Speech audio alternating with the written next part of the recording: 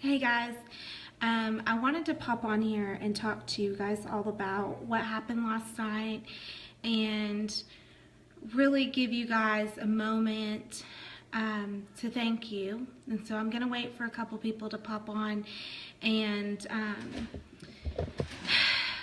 then I'll talk to you guys about my story with myself, and I'll talk to you guys about my story with my son and what happened last night with the both of us. And I will try to get through this without crying, but I can't guarantee that.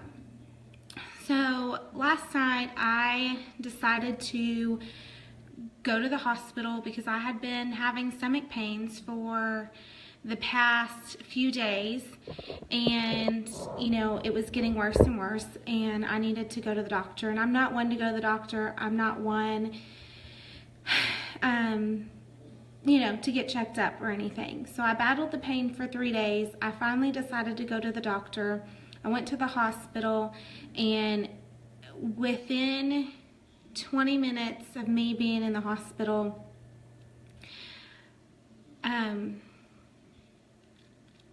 I got a call that my son was not responsive. And he wasn't responding to his sisters. And so I got on the phone and FaceTime, thank God for FaceTime, and I had my daughters call me, and I had them show me my son. And at that moment,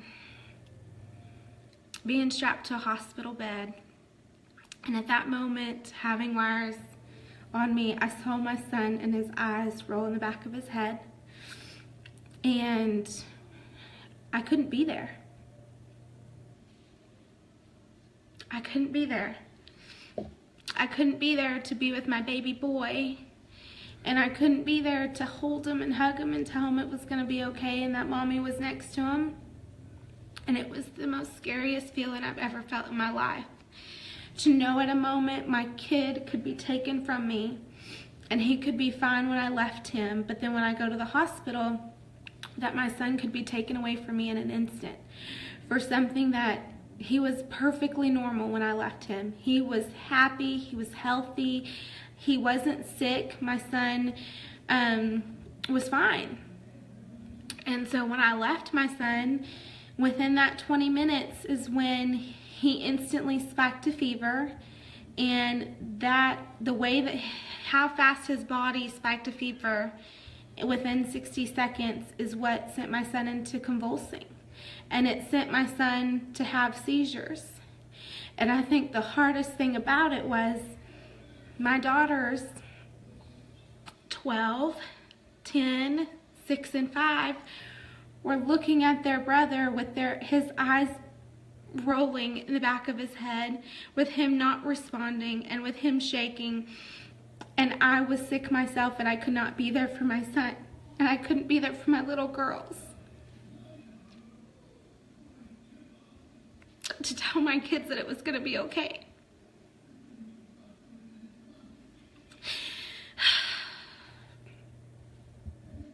It was hard last night, and it's still hard. My son is fine. He is home, and he is resting. He is very tired for his body to go through 5 seizures and convulsing, and he's still running a fever. And apparently these seizures are brought on by how rapid his temperature raised in his body. And any time that he has a fever, there is high risk of him having seizures again. And so we have to keep him with Tylenol and Motrin and just keep it as calm as possible for right now with his body recovering. So he wakes up, every little bit, and he eats and he drinks a little bit, he snacks a little bit, and then he goes back to sleep. And in the midst of all this, I'm trying to work. I was diagnosed with a kidney infection, a really bad kidney infection, so I'm on antibiotics, and I'm gonna be okay. And my son should be fine, but we're really monitoring him for his fever because it's still present. He doesn't have any signs of illness. There's no sickness. They don't know where this fever came from or why the fever is present in his body. And it's scary because the fever in him when 911 got here was only at 102. It wasn't like he was at 104, 105. It wasn't a high fever. But the fact that he went from a normal temperature to 102.8 within 60 seconds is what caused his body to shut down. And it's what caused him, thank you, Chastity.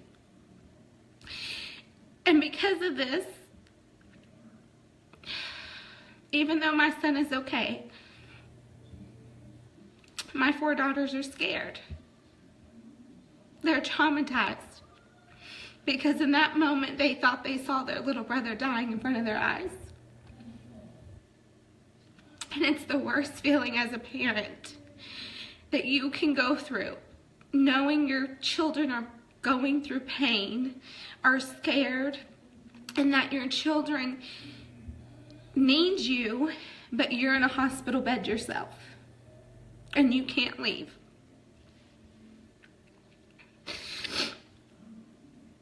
A lot of emotions went through my head last night, feeling guilty that I shouldn't have went to the hospital, that if I would have just waited, I would have been there. Feeling overwhelmed that I couldn't handle this on my own. It's tough. It's very tough. And it just brought a whole new meaning that at any moment, your child can be fine. And at any moment, your child can be taken away from you, just like that. And so now we're recovering. The girls are attached to my hip. My son, when he wakes up, he cries for me, so I keep him back and forth from my office to bed just to keep him comfortable. I'm scared to go to sleep because he's still running fever. So I haven't slept. I just literally stare at him. And sometimes when I see his eyes flicker, you know, I ask him, you know, do you know that mommy's here? Are you okay? And he responds, and I know that he's okay. Some of you have shared your story that this has happened to you before with your children, and I'm so sorry for what you've had to go through. And I just wanted to share my story because so many of you have prayed for my son, so many of you have prayed for me, and we appreciate all the thoughts and prayers because it really got us through last night. But now here's the hard part. The hard part is healing all of my baby's hearts, all 4 of the little girls, because they're sad, they're scared, they don't know if their brother's okay.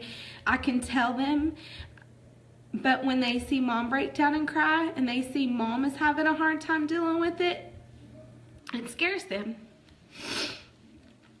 But I wanted to hop on here to let everybody know that Michael's okay. It's easier for me to do this than to reach out to every single one of you, you know, piece by piece and messaging. He's okay. He's home. He's okay. He's stable.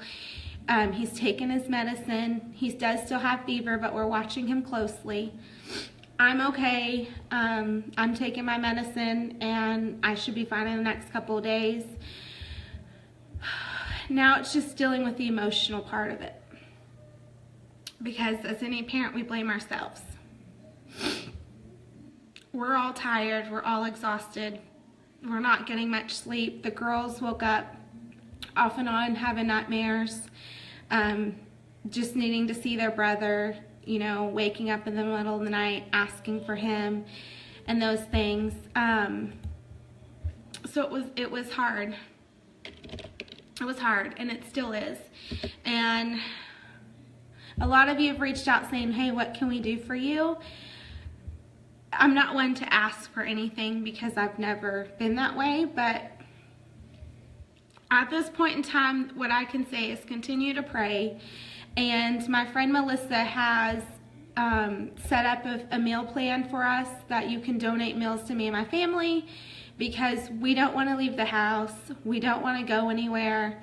We just want to be home together.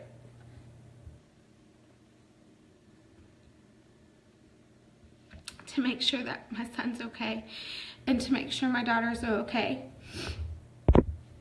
So if you want to donate some meals or something for the kids, it doesn't matter if you live here, if you live somewhere else, you can go online to the link on my, it's posted on my news feeds.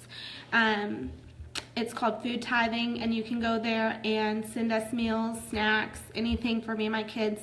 That's the only thing I ask, because I don't feel like going to the grocery store. I don't feel like cleaning. I don't feel like cooking. I just want to enjoy the precious lives that my children have and hold them that much closer to me today, tomorrow, and every day thereafter, because it's been shocking for all of us to have to go through something like this. And now with my son having this history, he can continue to do this. Anytime that he runs fever, he can continue to do this and continue to have seizures. So it's something we're educating ourselves about as a family, and we are being proactive about it, and it's gonna be okay.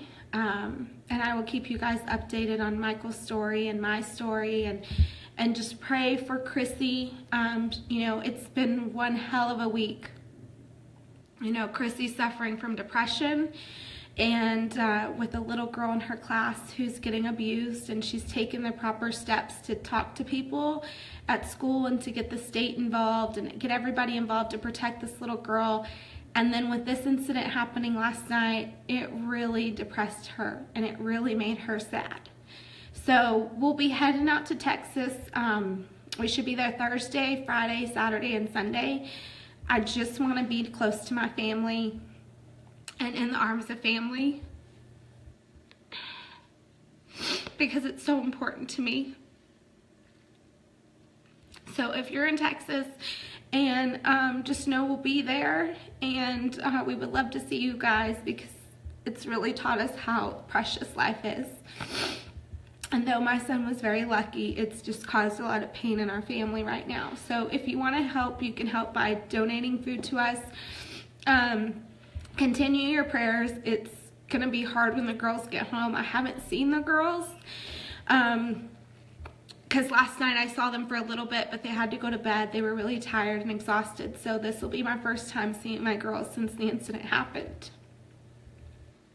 And seeing my big daughter, who was there to comfort my son and hold him and make sure he was okay, and to help my children. She moved them into another room so they wouldn't have to witness anymore. And so Maddie was a huge help at 12. So I'm so proud of her for responding the way that she did.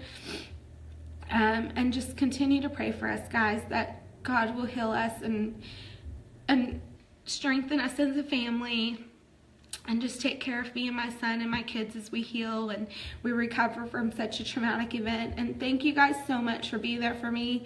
This is probably one of the rawest videos you'll see of me. I don't let people see me vulnerable. I don't let people see me hurt or cry. But so many of you were involved yesterday, and just being there, genuinely being there for my family and my son. And that meant a lot to me.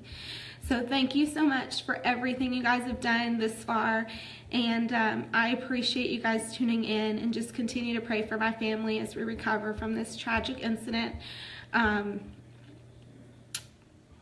You know, and that's all I can say. So I'm gonna go snuggle up to my little man and wait for my kids to come home so we can just snuggle up in bed tonight and spend time together, and being thankful for us still being a family and my son still being here and it not being any worse than it could have been. And I'll keep you guys posted as Mikey recovers, and hopefully we can get this fever to break and to go away, so that way he's not at risk anymore.